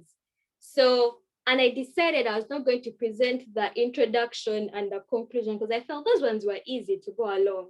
So I was like, I'm going to challenge myself to try and explain this particular course content so that I could stretch myself, so that I could learn, but also to sort of give the students and the professors an example of who we are as a people, in case they never get to meet an African after, or if in case they meet an African, at least they'll have a very good impression of them. So what I would do is I would write what I want to talk about in English, then I would change it to Japanese in my minimal Japanese that I knew. Then I would ask my lab mates to, make corrections for me. And thereafter, I would have to type out a script in Japanese, and I would, I would practice it. I'd have to practice it before the presentation. Or if there wasn't enough time, I would just go with the script and refer to it as I read. So I tried to stretch myself. I tried to expose myself to new things. It was painful. Yes, sometimes the bullet pieces choked. Sometimes it was hard.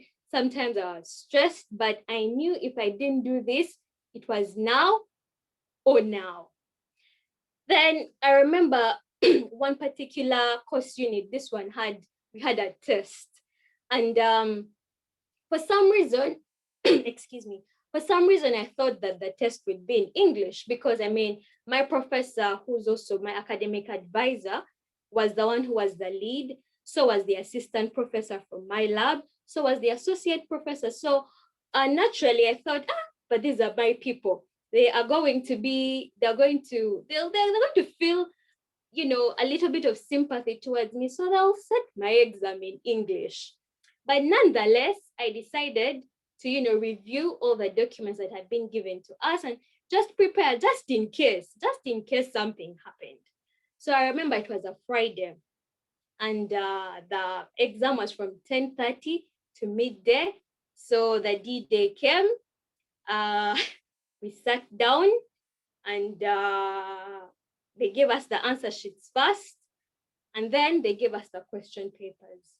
So when I look at the question paper, I realize it is all in Japanese. I think for about 30 seconds or so, I couldn't breathe because I was completely shocked at what I saw, because I had a certain perspective. I thought this thing was going to be in English for me, but it turned out it wasn't. So I had to quickly get myself together, and I had to answer the questions. So there was 4 sections.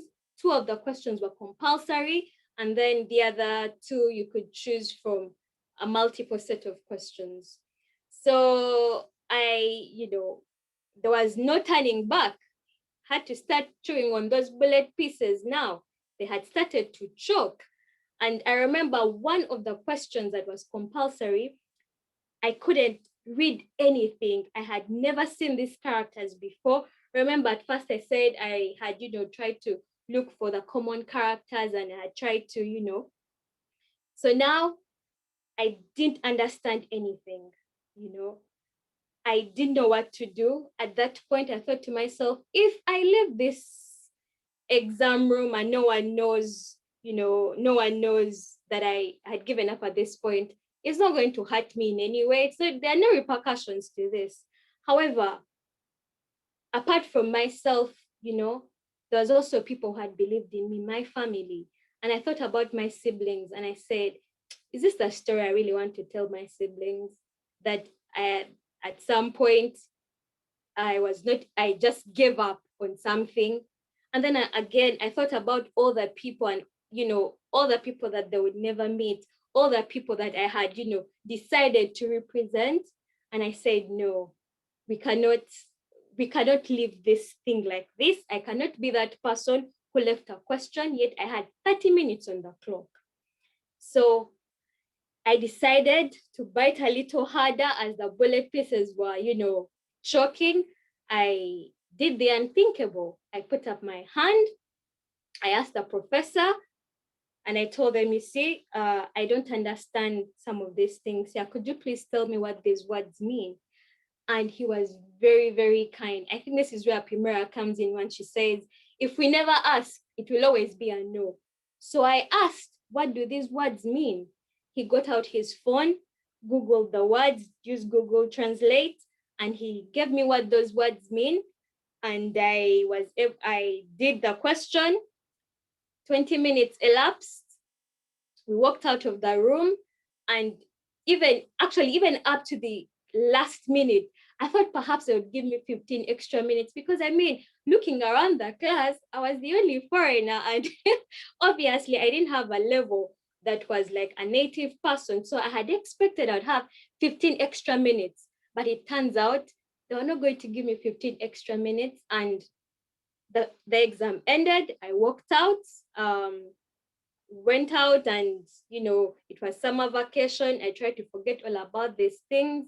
And the next semester, when I came back, because that was the semester when we were starting to do research, and coming from the background where I came from, research was not something that was very common. So I was a bit tensed up. I didn't know where to start. I didn't know where to look. So I asked one of my seniors, and I said, I'm really stressed out. I don't know what to do about this. How do I go about doing all these things? What is research? Where do I look? How will I get a topic? How will I know that I'm doing the right thing? And so I remember him telling me, but you're worrying too much. You need to take these things one step at a time. And I told him, I am on a clock, my friend. Of course, he didn't understand that, but he was like, you need to have more confidence in yourself. You need to have a little more faith in yourself. And I was looking at him and thinking to myself, do you what is it that you really deeply know about me that is giving you all this sort of energy, all this sort of positivity to tell me all these things? Well, he told me, do you remember that exam you did last semester? I'm like, yeah, I remember the exam. Said, so Professor so-and-so said that you had the most logical answer.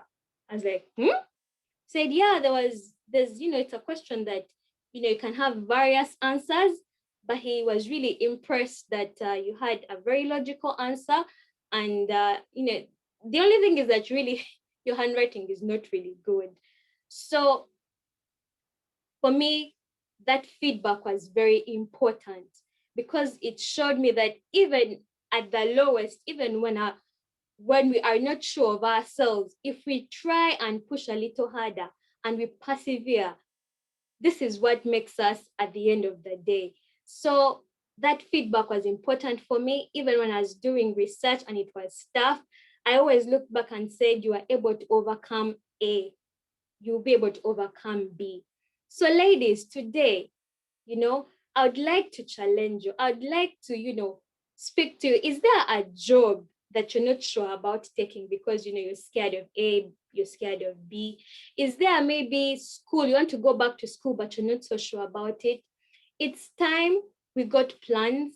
We grabbed all the opportunities as Primera was talking about in connecting. Grab those opportunities. Have a positive mindset, as Claire told us. Even when you're faced with challenges, have a positive mindset and know that whatever it is, you can succeed as long as you have connections and have that burning spirit inside of you. Perhaps you're not doing it for yourself. Perhaps you're doing it for your family.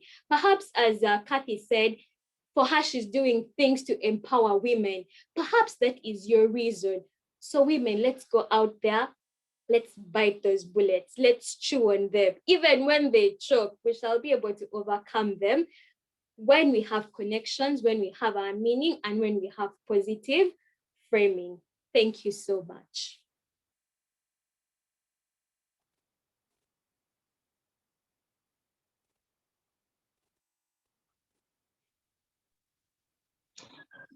Thank you so much, Murunji. I just have a question about the last part of your slide, which is follow your compass, not your cloak.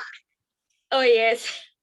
So this is one of my favorite quotes that I found in the book, follow your compass, not your cloak.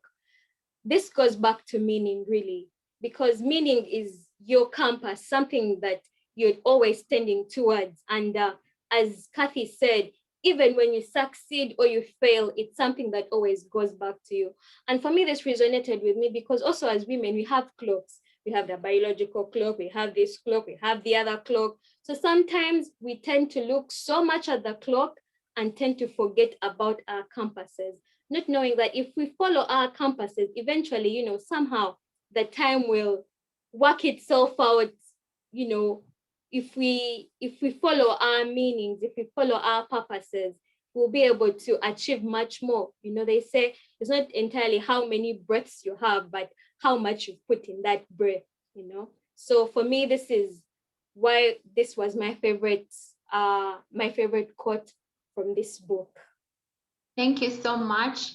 Thank you so much for sharing your story. So I just have another question. Yes, please. you know me, I just have so how did you end up doing the PhD? in the same place? How did you get there? And is your Japanese now much better?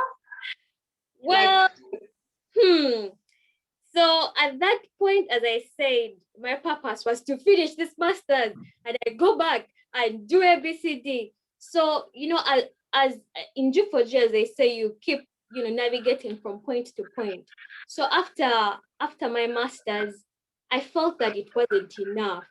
I felt like I still needed to learn a little bit more, especially things to do with analysis. I felt I was not really good at this thing. And there was opportunity to continue with the PhD.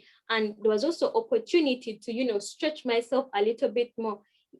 If you ask any other people who know me, they'll say, no, we didn't expect her. Well, we might have expected her, but not so much to go do a PhD, because for me, that was never in my plans. But I found myself in a situation whereby I was still hungry.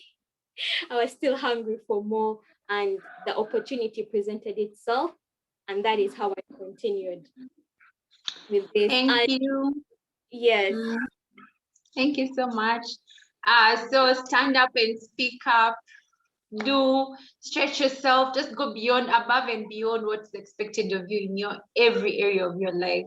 For some reason, it starts a chain of good things in life. Opportunities just come through the moment we try to go above and beyond. Thank you so much, Murunji, for sharing your story. Thank you, ladies. Thank you so much. And now we've talked about meaning, finding our compasses. We've talked about having a positive mindset. We have talked about connecting. We've talked about engaging, doing. Now, after all these things, we need to learn to energize ourselves, Oh, very sorry. Juliet, I see your hand up. Could please unmute yourself. Do you have a contribution or question? Juliet? Yes, thank you, Murunji, thank you, Murunji, for first of all being vulnerable and sharing that story. It was encouraging for us to actually stretch out more. As you are sharing, Kathy shared something in engaging, and she said, choose opportunities that carry risk. And I know personally I've actually chosen some of these opportunities that carry risk, and truth be told, some have been well deserving and others have gotten me with some fingers burnt. I just wanted to hear from Kathy, for the ladies that are on the call. Does Kathy have maybe a practical tip she can share with us in that area of choosing opportunities that carry risk? How can we kind of navigate? Because truth be told, these opportunities sometimes get us in the death trap. Yes, Kathy. How do people navigate these risks?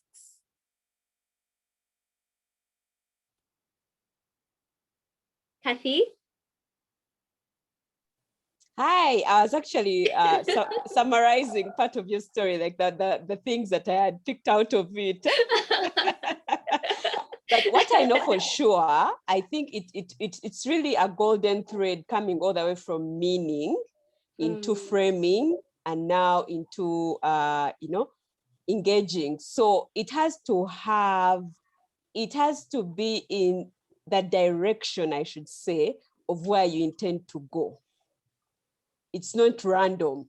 These opportunities that you choose will not be random. For instance, in your case, you decided to be that one person who will be a shining star for the rest of Africa.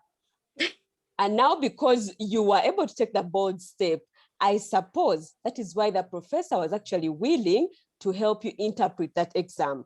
Now, had you stayed quiet all this time, only asking for English, doing your English, without daring to break that, to do what was impossible for you at that time, to study Japanese and also try to fit in the environment, he probably wouldn't have taken interest in helping you. So it has to be in the line of what you purpose to do, what do you want to achieve, and not just random. But also, I remember, was it you, Murunji, who also hinted on intuition? Intuition is that silent voice. If you are able to listen, many times something, that little voice tells you no, and then you insist and learn a lesson. Yeah. But there is always that, yes. And also it's good for you to seek advice and some guidance from people who have taken close to similar risks. But Yes. again, it has to be in line with your meaning, with your Your purpose. meaning. Yeah. Thank you so much, Kathy. Julie, I hope you've been answered. Learning from people who have taken similar steps and also taking on things that are close to your meaning other than just, doing something very random. Yeah, So thank you so much, Kathy and Murunji. That was helpful. All right. Thank you so much, Julie, for asking. Ladies, I see all your comments. Thank you so much for all the kind words. And we have 6 more minutes, but we are kindly requesting you to give us some more time to discuss the last part of the book, which is energizing, from finding your meaning, framing, connecting, engaging. We also need to energize. And we have the lovely Claire to tell us more about energizing. Claire, over to you. Thank you.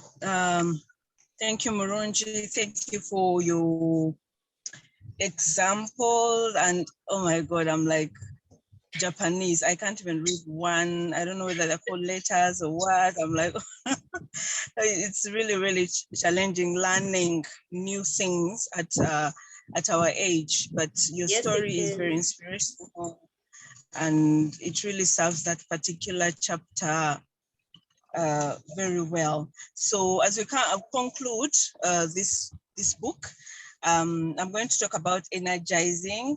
I'm going to talk about energy. Yes, you've had meaning, you found your meaning, you found your cause, and then you know how to, you framed your mind. You're like, I'm going to have a positive mindset. I'm going to think positive thoughts. I'm going to be framing positively all circumstances. You're connecting, you have a sponsor, you're engaging, learning new languages, getting PhDs, but the energy, something is happening to the energy. You simply can't balance everything. And so that ushers us into the final chapter. It's very, very important that as we strive for all these things, we don't lose ourselves. You don't lose your energy. And I think around Women's Day, I had a number of engagements, and most of the ladies were asking, how do you do it all? How do you balance work and family, work, life? How are you doing all these things? I don't think you can actually get everything in balance. Something has to give. Many of us have to give. Like my earlier presentation, I was in office and now I'm in the children's parking waiting for them to come out of class. That is balancing. So it's very hard to get the perfect balance in your life, but you attempt to make all these areas work because everything forms who we are. And so this book talks about that. And in the first chapter, first paragraph, it says, it has a statement, it says here, but leading requires extraordinary commitment, no matter what field you choose. And so exhaustion, if you're exhausted, you will not be able to actually do your work. Whether you're a mother, a manager, a board member, if you're exhausted, you will not be able to accomplish much.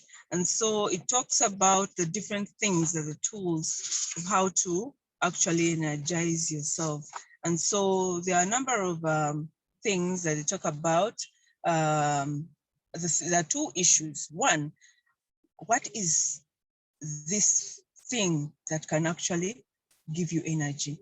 And then what are some of those things that actually drain your energy. And when you look at our daily work, you find that throughout the day, there are either people who drain your energy or add to it. There are people who actually drain your energy with their comments, with their suggestion, with their contribution. Every single time you woke up well, you find that just one conversation with them already, the sky is falling. And so they give examples of the different things that we can do as women in order to reserve our energy, in order for us to stay strong and work that we want to do, a contribution. And so one of the things that they mention, I think that's page 243, know what makes you stop and know what makes you go. One of the things that the questions that you need to ask yourself, yeah, in terms of your energy is a physical. How do you actually take care of your body? Are you in good health? I remember we had a fire search session where they talked about health and how we need to actually give it priority, because if you're not healthy, you're not wealthy. As in, sometimes we spend so much time chasing the money and we don't have that. We have the wealth, but we use it for our health. And so we need to take care of our health. So physically, you need to actually be you need to be fit, you need to be whole.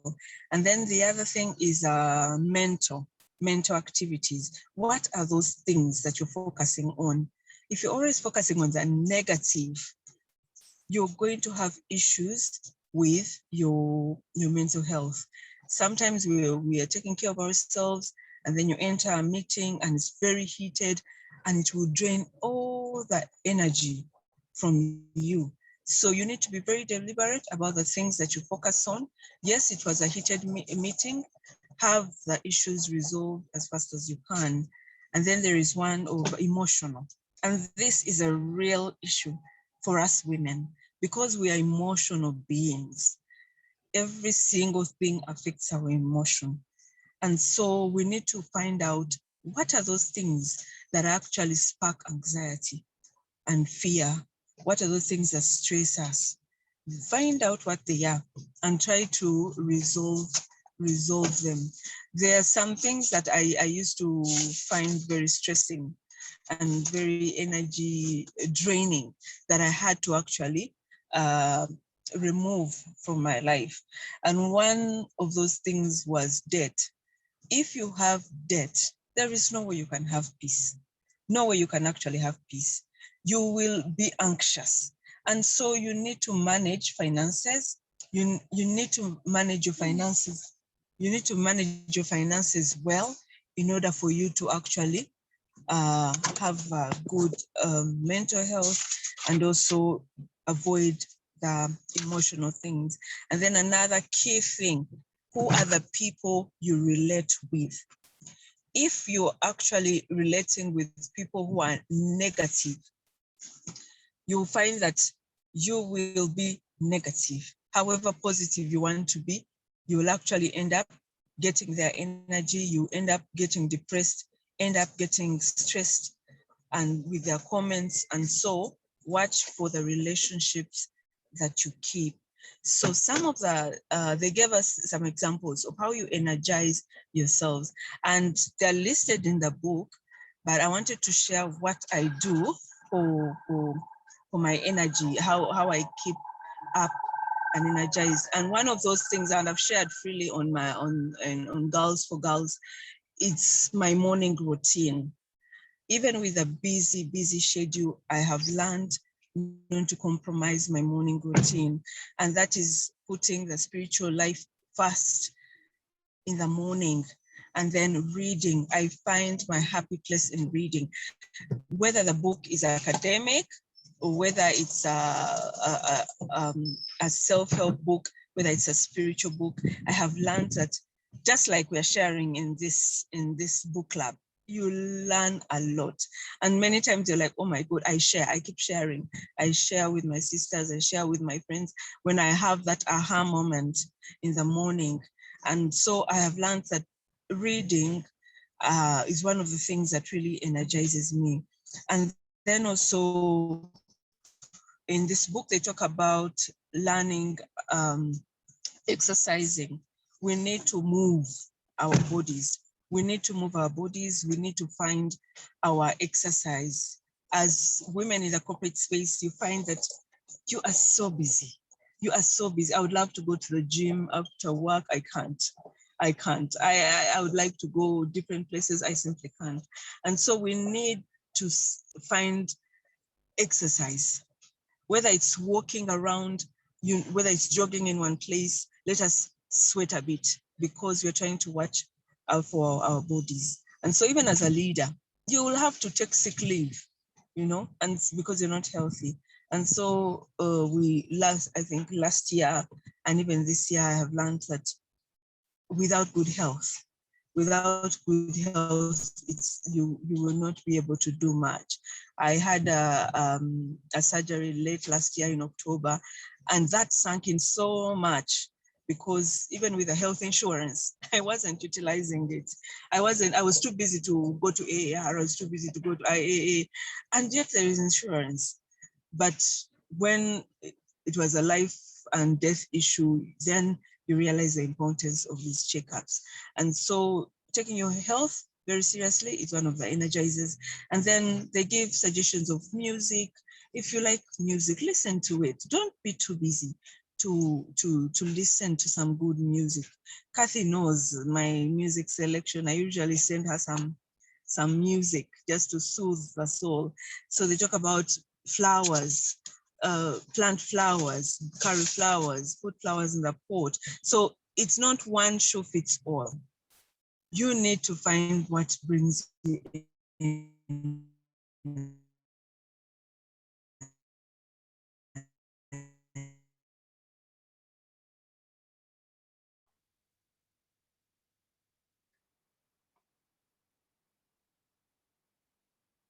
You need, by helping others, Hi, is a Claire. blessing in people's lives. When I get that WhatsApp. Claire, we missed you a bit. Yeah, I'm talking about the last. Can you hear me now? Yes, we can hear you now. Can you hear me now? Yes, yes. Sorry about that. Yeah. Now, I think the last point is that of, maybe let me remove the video. The last point is kindness. Show kindness. As we teach our children kindness, let us as adults be kind. Yeah, be kind. When you do something good for someone else, you feel good. That is part of energy. And then they talk about, those were the high things that you can do that can build up your energy. And I encourage ladies in the chat to share freely the different things that you do to actually up your energy. There are many. And so it's personal. It's personal. Book reading could be for me, but it could be different for someone else. So things that drain. Now, this was an eye-opener for me.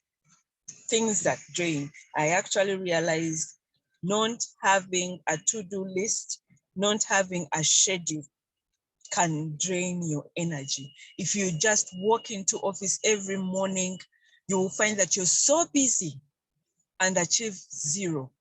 You are so busy, you have 5 assignments, you're busy doing many things. At the end of the day, you find that you actually haven't achieved much because you had no schedule and people kept coming to your desk for help. They kept interrupting.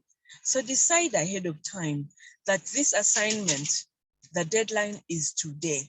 Focus on that, give it priority. Even when someone needs your help, I have learned to say no to my boss in a nice way, because I remind her of the other important assignment she had given me that I'm trying to finish. So she says, oh, I had forgotten that, you can go ahead. But previously, I was so afraid of saying no. I could accommodate everything and promise that end of business today, I'm going to deliver everything. And yet I can't, I humanly can't make 10 presentations in a day and deliver them all. And so be organized, schedule your time, learn to say no to the different interruptions that you get. Yes, it's okay to accommodate emergencies, but it shouldn't be a routine, because as an employee or even as a leader, you will actually become incompetent, because you will actually have missed deadlines. You will look sloppy at work. So it's important to actually make a choice. Make a choice, and on page 247 says make a choice. The keywords here are choice and exception. Yeah, you can make an exception in your schedule and say, oh yes, this is actually an emergency, I can make an exception. And another issue here was the phone. We've talked about this in almost all our book reviews. The phone has actually taken over our lives, and it is consuming time that we shall never ever get back. If you're spending so much time on TikTok, on Facebook, on social media, if you actually do an audit of the things that you like on social media, like Instagram, you're looking at all these things and you're admiring all these things. It's difficult to be grateful for what you have when you're constantly living in comparison to other people. And that can actually take away your gratitude spirit. It can actually drain your spirit. So there are a number of things that are listened here, things that we can do about turning off the phone and managing meetings and scheduling our time. All these things, if we have time, we could be able to actually read them and be able to ensure that we are energized every single time. And so as we conclude, I need to just share the key highlights here. It's about being deliberate with what drains you and what contributes to your energy. If you're constantly feeding the negative, it will drain. And then the company that you keep is very key. It is very key to your energy levels. And energy actually defines your life. The energy in this hour makes the energy in the day, makes the energy in your life.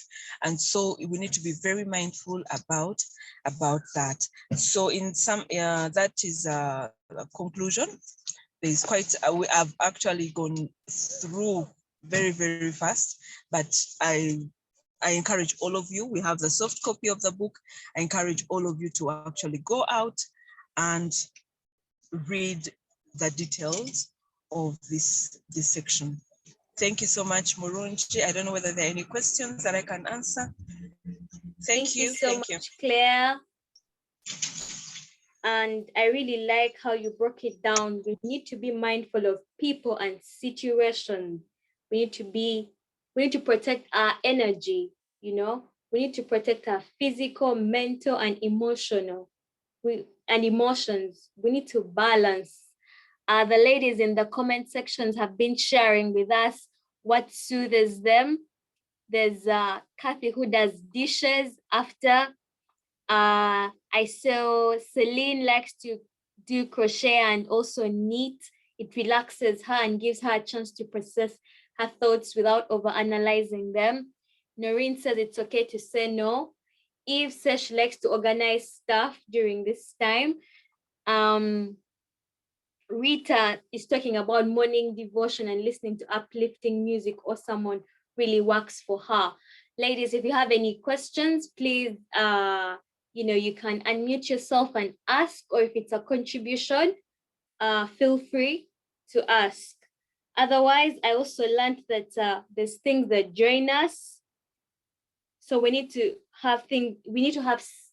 to schedule a lot of things, and also learn to maneuver around our bosses or people who are in, higher authorities than us. Learning to maneuver would also help us to, relax a little more.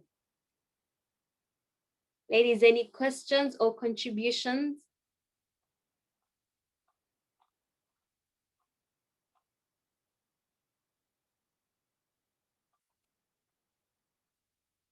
Claire, I think you really did the section justice. All I see is thank yous. So perhaps there are no questions for now. Oh yes, Miriam says you did it justice. So Claire, thank you so much. And as we wind up, ladies, we'd like to thank you for those who have joined us for the first time. Thank you so much for joining the book club, the book review. For those of you who have come back, we are always happy to have you here because we learn so much, we share so much. Thank you so much, ladies, to the panelists, Claire, Prim, Kathy. Thank you so much, and ladies, for keeping us company in the comment section and for all the questions and comments. Thank you so much. I would like Kathy, Prim, and Claire to give us some parting shots. For me, I'll start. I think it would be nice for, there are so many nuggets in the book that we skipped in terms of detail, especially in my side, in terms of how to look for a sponsor. There's a whole section on how to get a sponsor. There's a whole section on how to network and how to create networks. That would be nice for the mentors and the mentees who are here today to be able to read through. It would be nice to just go back to the book and just read and read and read, and that would be really, really nice for me, for them to learn and actually take those nuggets and actually practice them. Alex, thank you so much, Murunji. All I did was ask, and I didn't get an thank you. That is true. Yeah, and then like I think I'll let Claire talk about the book we're reading this month, and then as we close, thank you so much, Kathy. Thank you so much. Even Kathy, all I did was ask, and she said yes. Thank you, Kathy. Thank you, Claire. Thank you, Murunji. Thank you to everyone who's here listening to us, sharing what we've learned. Thank you so much. Thank you. Wow. Thank you so much, Murunji, for the exceptional moderation. All right, thank you Prim. the ladies. I Thank saw you, it, Claire. and yeah. Yes, Claire. Claire? Oh, okay. I just want to, we're currently reading Stop Sabotaging Your Career by Louis Frankel. And I don't know, it's an amazing practical book. We are sabotaging our careers with the tiny, tiny, small mistakes that we're doing. And so I encourage everyone to read that book. We've had that author before. She's the author of Nice Girls Don't Get a Corner Office. So she uses the same style to write this book. So I encourage everyone, we have the soft copy, please pick it up. We're still reading it, we're in week 3, so you can go ahead and read. And then of course, we are almost making a year. The book club is making a year. I cannot stay calm. Primera is Hey, I'm so excited. many things I can't stay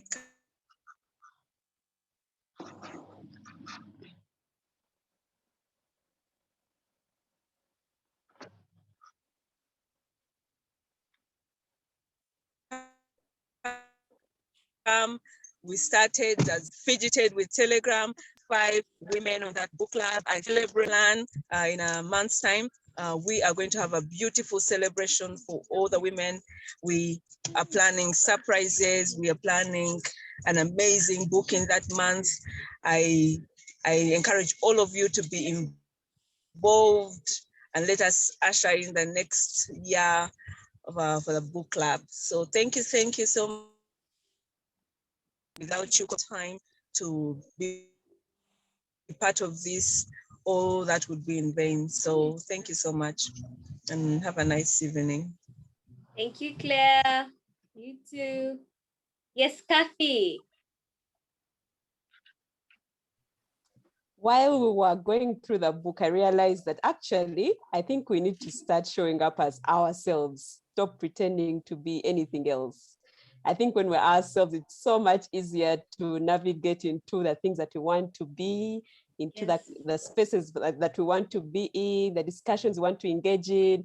So when you let go of the entire crowd, who are you? And then you start showing up as that person. And I wish you all the best. Take care. COVID is real. Let's all take care, and we look forward to having you again. Thank you so much, ladies, the panelists, the ladies who have, the people who have attended. Thank you so much. As you've heard, it's almost a year since the book club began. So ladies, let us keep on keeping on. And yes, as Kathy said, let's take care. Wash your hands, sanitize, social distance, wear your mask. COVID is real. And as someone said, let me just read that for you. Something that I saw this morning. The numbers are turning into names, and the names are turning into people we know. Wear a mask, avoid crowds, protect yourself and the people you love. Other than that, thank you, ladies. It was nice having you.